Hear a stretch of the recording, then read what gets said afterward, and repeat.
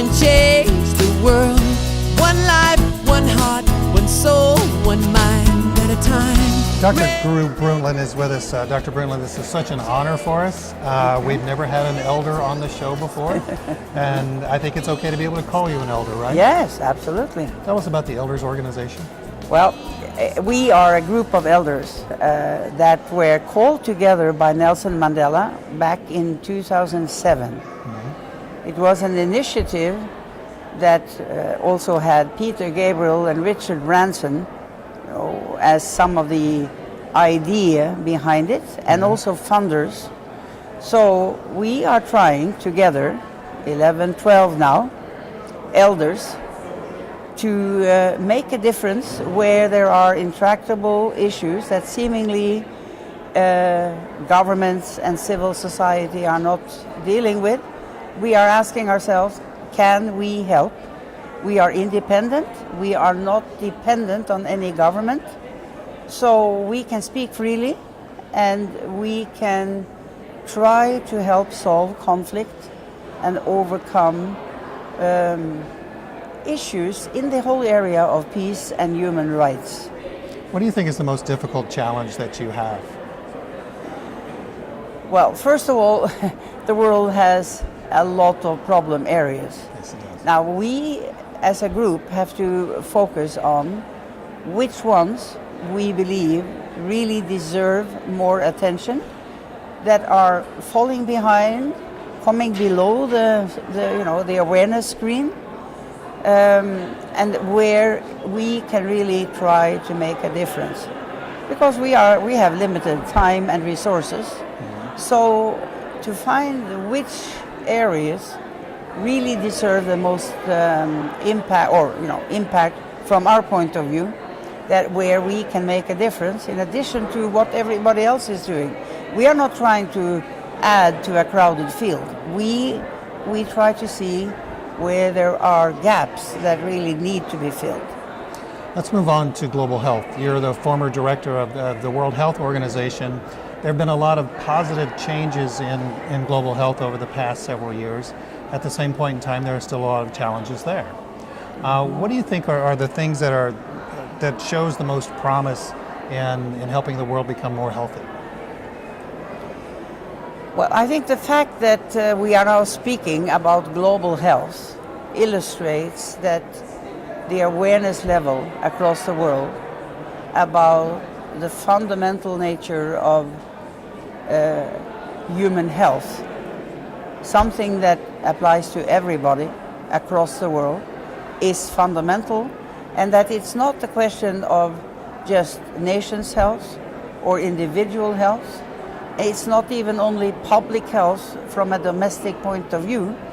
It is that we are all linked together, on a globe where health really is something that is shared. Infections are spread, also consumption patterns, obesity problems, many issues that affect our health are globalized, and which is why now global health seems a natural question to ask. It was not 20 years ago. So this has happened in the last couple of decades. When I came to the World Health Organization, we had started using that notion, but it was quite recent that the global dimension, which also links people, health, the planet, sustainable development, which is part of what I have been doing before, and the total number of people on the globe linked up to our climate challenge. Global health and people's ability to not only survive, but to be able to choose their lives and to choose the size of their families. Many women don't have access to family planning, although they want it. Nobody is forcing, but there is lack of access.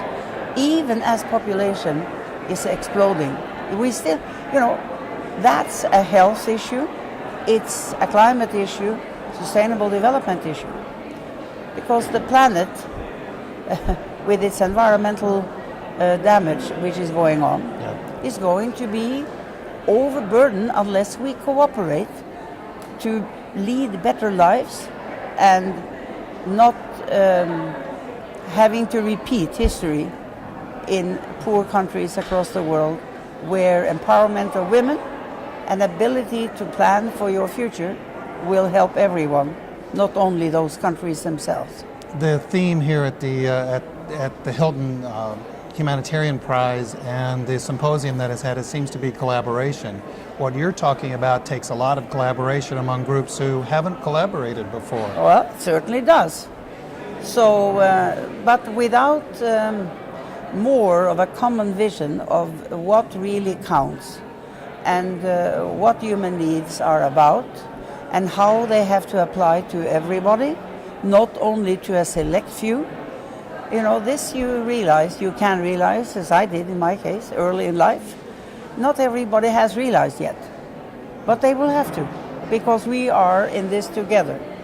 And it's not just a collaboration, though, among governments. It's also a collaboration among the private sector as well. Oh, definitely. You know, I mean, I remember the time when I came to Davos 25 years ago, when I was a young environment minister.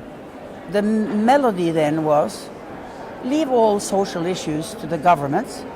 We will deal with the bottom line of profit.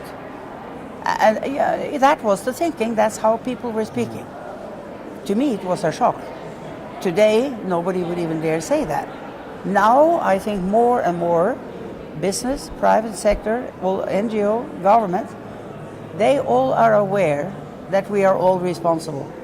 Also, business is responsible for contributing to the solutions that we all need to thrive on planet Earth without undermining it. We could talk all day, but we don't have the time. Yeah. So what I wanted to do then is to get to the Hilton Prize itself. You're a juror. Yes? So I got to ask, is that fun? Yes, it is interesting. You learn a lot about a number of the efforts that are being made through the very qualified selection of candidates that is happening in the Secretariat of the prize and through the Hilton Foundation and the preparation.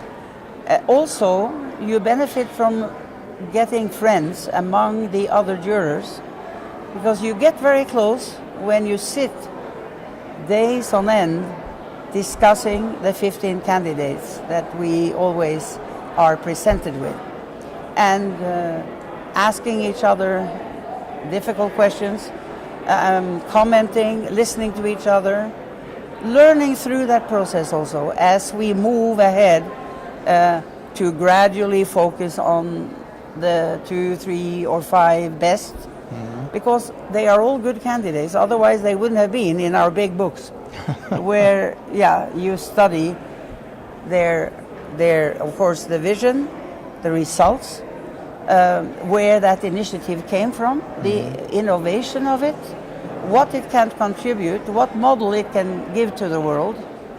And so I was also thinking that, you know, the Nobel Peace Prize Committee and its chair, they usually say, yes, an aspect when the committee selects the Peace Prize winners is also what can that prize contribute to the future? What can that person contribute in the future? What can the focus on that issue that person has been dealing with contribute to positive change in the world in the coming years? That's also at least part of what I think when I'm going through all of this. So you select some area where people deserve attention because they have earned it, but also giving them greater attention will help the world move in the right direction, supporting the ideas and the vision of that specific organization. So what does the prize mean in the overall scheme of things? I mean, you're a person that has worked in many different areas of the globe on many different issues. In terms of the Hilton Humanitarian Prize itself, what does it mean not only for today, but what does it mean for the future of global development? You know, to inspire models that we all can learn from, and to share those models and to discuss from the basis of people who have had an important vision, being effective in promoting it and getting results. It can give ripples in the water, and sharing those views can help others get ideas how they can make a better effort themselves. Dr. Brundtland, last question. If you had one thing that you could do, one thing that you could tell all the leaders of the world that they should do to make this world a better place, what would you tell them? I would say, see to it that you keep your courage and integrity. That's the most important aspect of any leadership. Thank you very much. Rainmaker believes we can change